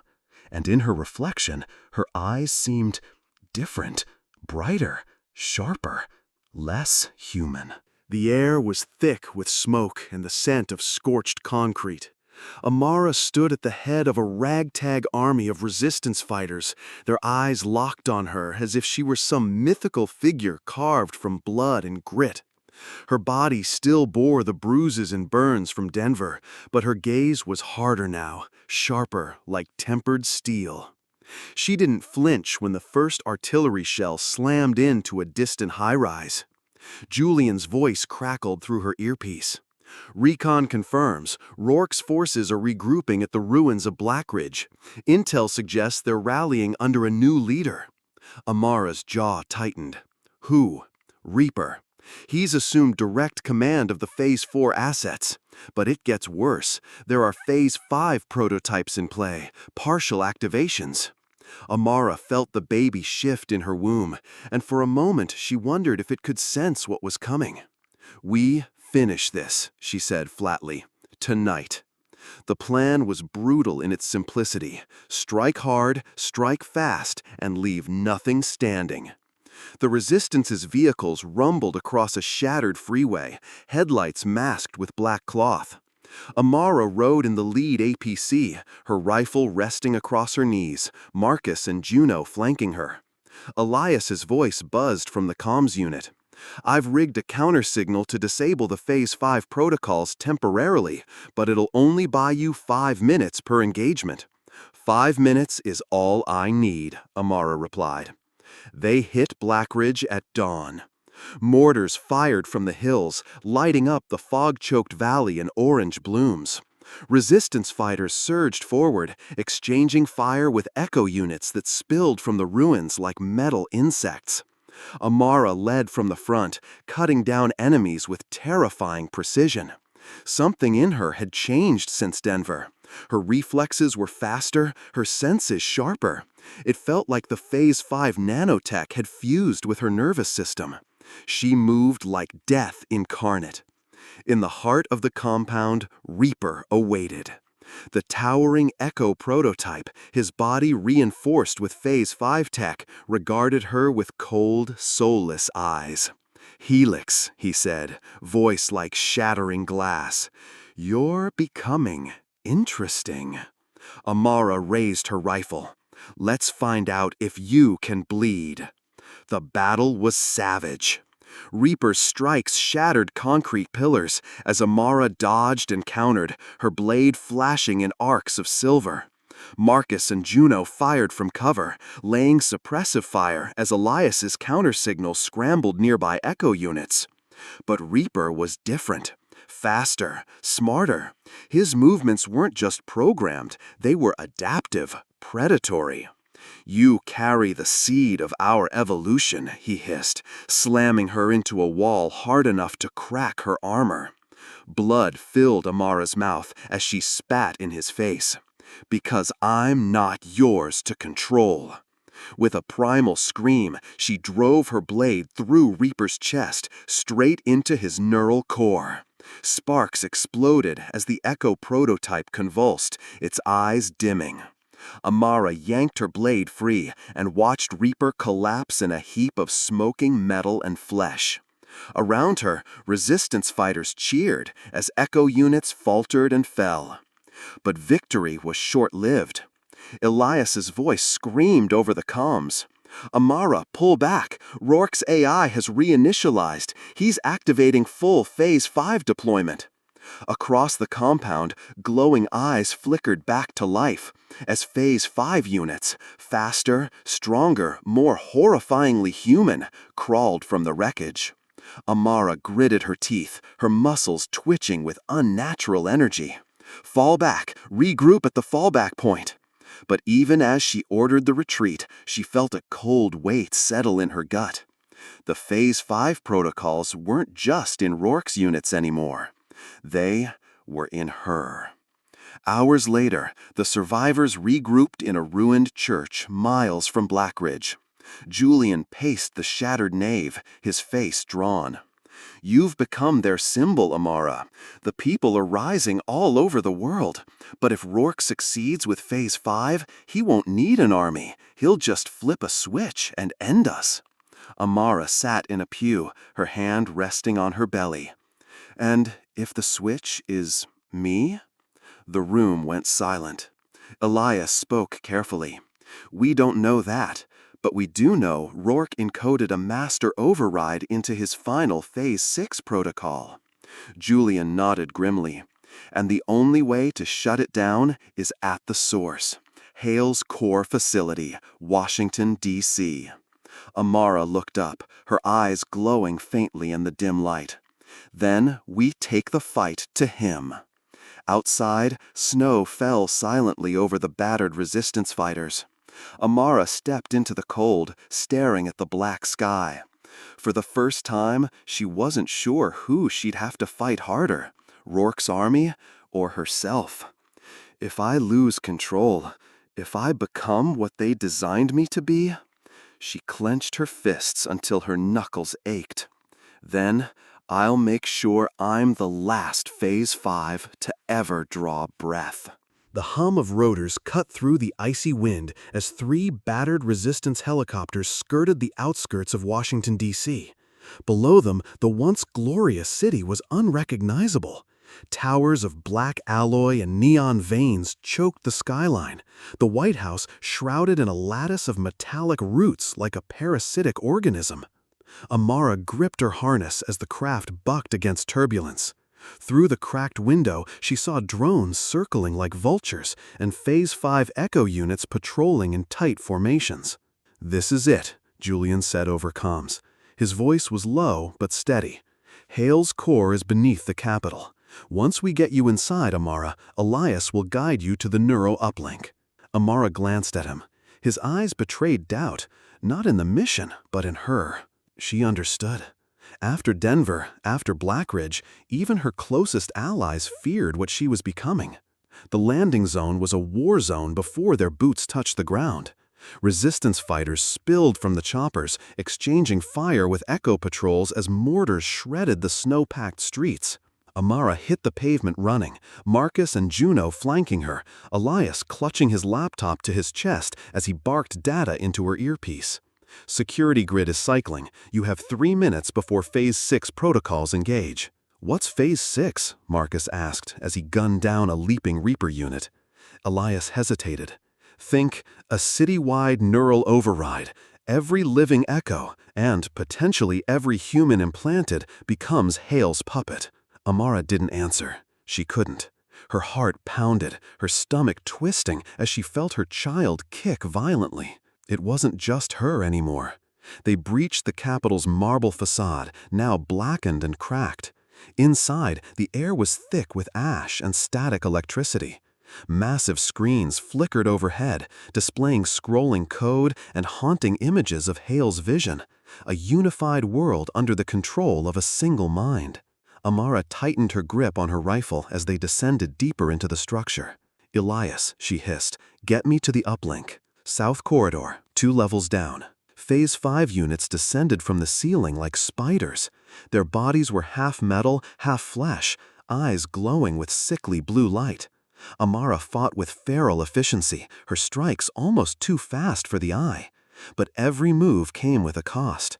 She felt the nanotech in her blood responding, strengthening her even as it whispered to her mind. "You could be more." She shook it off, firing into an echo's skull until its body crumpled. At the sub-basement, they found it. A cavernous chamber, walls lined with gestation pods. Inside each, a Phase 6 prototype floated, human-like but utterly alien, their neural nodes pulsating like black hearts. Elias's breath caught. Oh God, he's not just activating them, he's birthing them. Thousands. Hale's voice boomed from hidden speakers, smooth as glass. "Naomi Rivers, or should I call you Helix 1? You've come home." Amara froze. "Stop calling me that. You're not here to destroy me. You're here to finish what we started." Elias screamed. "Amara, he's trying to force a Phase 6 link with you. He's using your child as a relay." Pain lanced through her skull. She fell to her knees as visions assaulted her. Burning cities, human faces twisted in terror, all under her command. Marcus grabbed her shoulders. "Naomi, fight him!" But she heard Hale's voice inside her now. "You're stronger than all of them. Let me show you." In the chamber's center, a massive neural uplink hummed, cables snaking into the floor like roots. Elias pulled a detonator from his pack. "I can overlock it, but Amara, you won't survive the feedback." She struggled to her feet, swaying. I have to do it. If he takes control, no one survives." Julian's voice barked over comms. "Amara, no, there has to be another way." But she wasn't listening anymore. Her hands touched the console. The nanotech inside her flared white-hot, merging with the uplink as alarms screamed. The Phase 6 units began thrashing in their pods. "Become the Alpha," Hale's voice was like honey, "or die irrelevant." Amara's eyes burned with unnatural light. She screamed, half rage, half agony, as she channeled every ounce of her willpower into the system. "I am not your weapon." Her body convulsed as the console shattered under her hands. Explosions ripped through the chamber as pods burst, releasing lifeless Phase 6 husks to the floor. Marcus dragged her away as the chamber collapsed. "Amara, stay with me." She could barely hear him. Her vision swam with static as Hale's voice faded. "You can't kill an idea, Naomi. I am inevitable." The team barely made it to the surface before the entire capital imploded in a blossom of fire and ash. Amara lay on the snowy steps, her breathing ragged, blood trickling from her nose. She stared at the blackened sky. "It's over," she whispered. But deep down, she wasn't sure if it was. Her body felt different, lighter, but also wrong. Inside her womb, the child stirred. And for the first time, Amara felt a flicker of fear. Not of Hale, of herself. The fire had burned out, but the smoke lingered. Amara sat on the cracked steps of what was once the Lincoln Memorial, now a blackened husk overlooking a ruined city. The world was quiet here, too quiet. Snow fell in lazy flakes, melting as they touched her skin. She watched them dissolve on her gloved hands, flexing her fingers as if seeing them for the first time. Her body felt alien. When she closed her eyes, she could still hear the faint hum of Hale's neural network, like a phantom limb. She remembered the uplink console sparking under her touch, the rush of data like fire in her veins. And then there was the child. Her hand slid unconsciously to her belly. The life stirring inside her felt strange, not just in the way pregnancies should feel strange, but in a way that made her wonder if she was still fully human, or if either of them were. "You're not sleeping again." She looked up to see Marcus standing a few steps away, a steaming mug of coffee in his hand. He looked exhausted, cheeks hollow, eyes rimmed red. "Neither are you," she said. He came closer, handing her the cup. She took it, letting the heat seep into her cold fingers. "Elias ran a scan," Marcus said after a long pause. "No anomalies. The baby's heart is strong." Amara didn't reply. She stared into the dark liquid, watching the steam curl. "You don't believe him?" "It's not that," she whispered. I can't shake the feeling that when Hale connected to me, something changed. I feel it, like there's a shadow under my skin." Marcus crouched in front of her, his gloved hands covering hers. "You're still you, Amara. Whatever they did, whatever Hale tried, you fought it. You won." She wanted to believe him. Later, back at the resistance encampment, an abandoned subway station buried beneath the city, Elias hunched over his workstation, fingers dancing across cracked keys. "You shouldn't be up," he muttered without looking at her. "I couldn't sleep," she said. He sighed, rubbing his temples. His laptop screen was filled with diagnostic scans of Amara's neural pathways, overlaying images of the baby's development. "I keep running models. If Hale embedded residual code during the uplink," Amara felt her stomach knot. And nothing shows up. But the Phase 6 network was beyond anything I've seen. I don't know what we're looking for." His voice cracked on the last word. Amara reached out, her fingers brushing his shoulder. "You blame yourself. I was supposed to protect you from this. You saved me." But even as she said it, a small voice in her mind whispered, "Did he? Or did he save the thing growing inside you?" In the common area, Juno and a handful of resistance fighters passed around bottles, trying to shake off the gloom. Laughter came in short bursts, brittle and forced.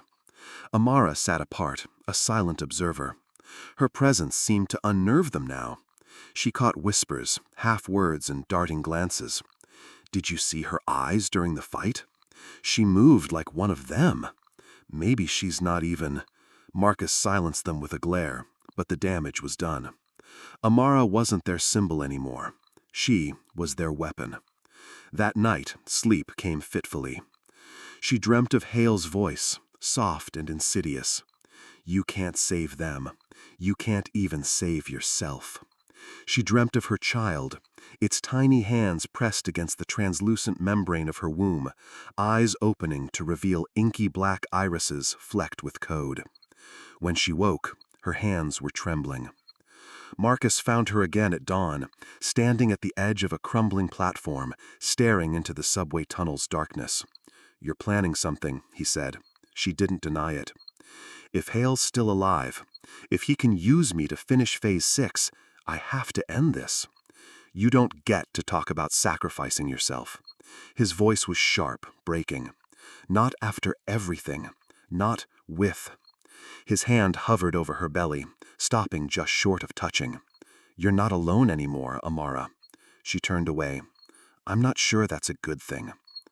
Elias called a meeting later that morning. The entire resistance cell gathered in the cracked terminal, their breath misting in the cold air. "Hale's last known server farm is under the ruins of Fort Argent," Elias began. "That's where he'll run any backups or Phase 7 code if he's got it. If we strike now, we can cut off his last lifeline." Amara listened, silent. Julian spoke next. "But there's something you're not saying, Elias." Elias hesitated, then nodded. "The Phase 5 units we disabled, they're rebooting. Rourke, Hale, whatever's left of him, has remote protocols. If Amara's child is compromised, he could—" Amara's chair screeched as she stood. "That's enough." The room fell silent. All eyes turned to her. Not with hope, not with fear, but with something darker. Marcus stood behind her like a shield. But Amara didn't need protection anymore. She felt the nanites humming in her blood, the strange strength coiled in her muscles. "If Hale wants me," she said, her voice low, steady, "then let's give him what he wants." As the resistance prepared for the assault on Fort Argent, Amara sat alone in her makeshift quarters. Her hand lingered on her stomach. "Who are you?" she whispered to the life inside. No answer came. Only a faint kick, as if the child knew it was being spoken to. For the first time, Amara felt something she hadn't since the beginning of this war. Doubt. Not in her mission, in herself. The night sky over Fort Argent burned red. Amara watched from the ridge as the resistance army assembled in the ruins below, a patchwork force of scavenged armor, makeshift weapons, and weary eyes. Beyond the perimeter, Hale's stronghold rose like a black obelisk. Its surface pulsed faintly with crimson veins, alive, sentient. Drones circled its spire, and echo units patrolled its shattered walls. This was the end, one way or another. "Entry points are limited," Elias murmured beside her, peering through binoculars. "South wall has a collapsed section, but it's crawling with Reaper-class echoes. Front gates? Suicide. Underground tunnels? Possible, if we don't mind being flayed alive by the automated defenses." Amara said nothing. She was no longer thinking like Naomi Rivers, the journalist. She wasn't even thinking like the Resistance's reluctant leader. She was thinking like a weapon. And for the first time, she didn't know if that terrified her. In the command tent, the team argued. "We're walking into a trap," Julian snapped. His knuckles were white on the map table. "Hale knows we're coming. He wants Amara here. We need to send a decoy force, draw his defenses away." "There's no time," Marcus countered. "The Phase 5 units are already waking. If Hale completes Phase 7, this isn't just the Resistance dying, it's everyone." "Phase 7, Ash muttered. "I still don't understand how he plans to use the child." Silence fell. Amara's hand brushed her belly unconsciously. She felt the faintest movement inside, not quite a kick, more like a ripple of energy. "He doesn't want my baby," she said at last. "He wants me because of the baby. Somehow I'm the catalyst for his next evolution." Elias looked sick. "You're saying Hale plans to use you as the neural core for Phase 7? Amara nodded. "Then I say we give him a taste of his own medicine." The plan was brutal and simple, a three-pronged assault. Juno would lead the eastern flank to breach the outer defenses. Julian and Ash would take the south wall and engage the Reaper units head-on. Amara and Marcus would infiltrate through the underground tunnels, guided by Elias. Once inside, Amara would head for the neural core chamber and sever Hale's link manually.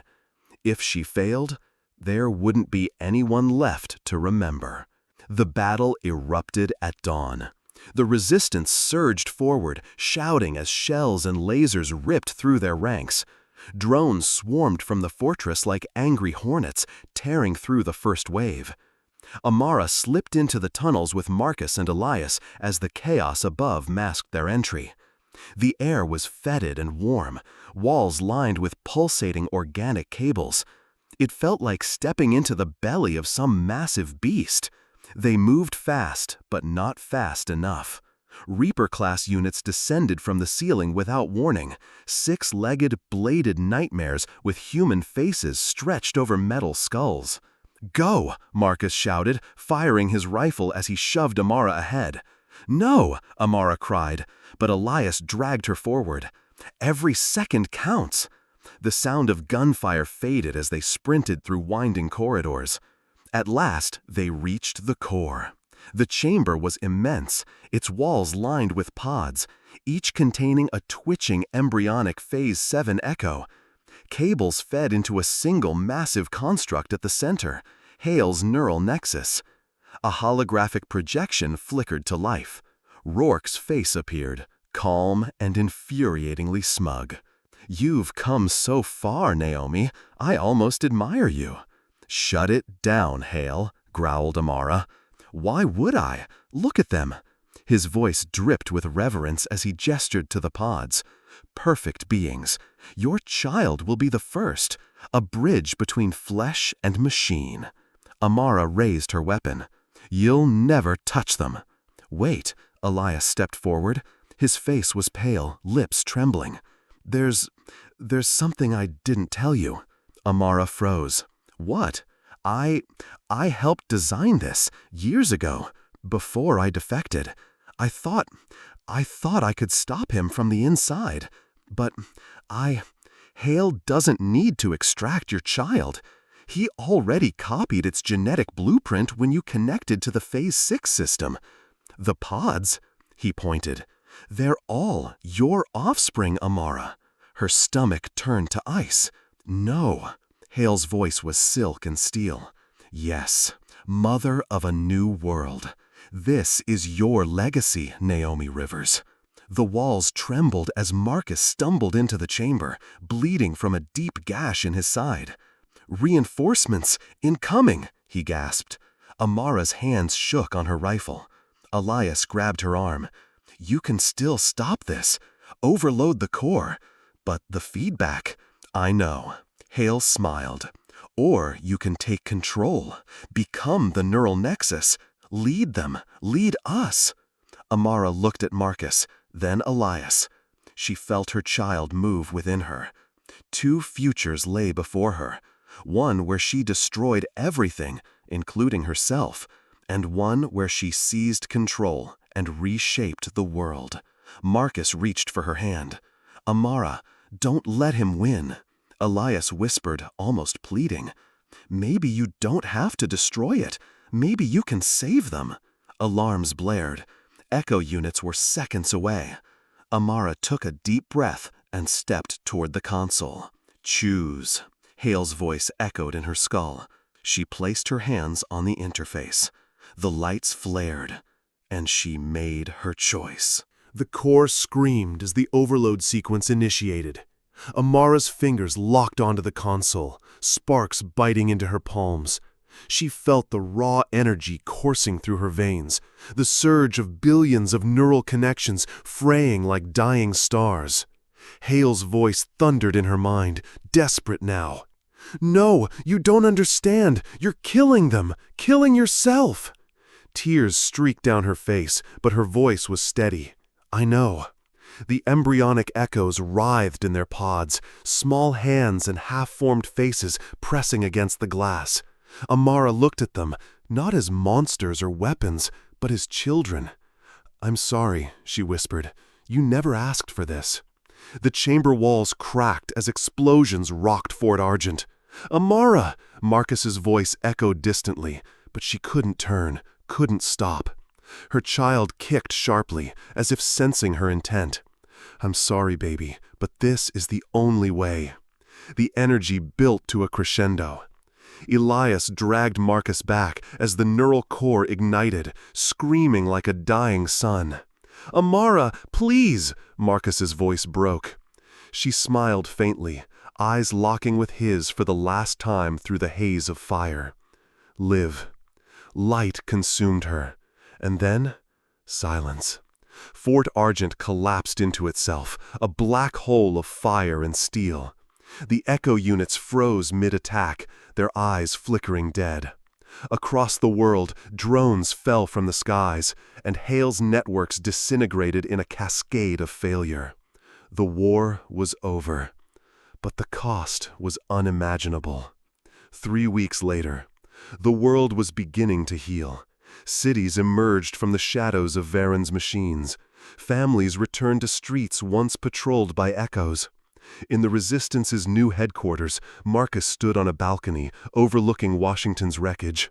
He held a simple wooden box in his hands, the only thing recovered from Fort Argent's ruins, Amara's pendant. "She gave us a chance," Elias said softly beside him.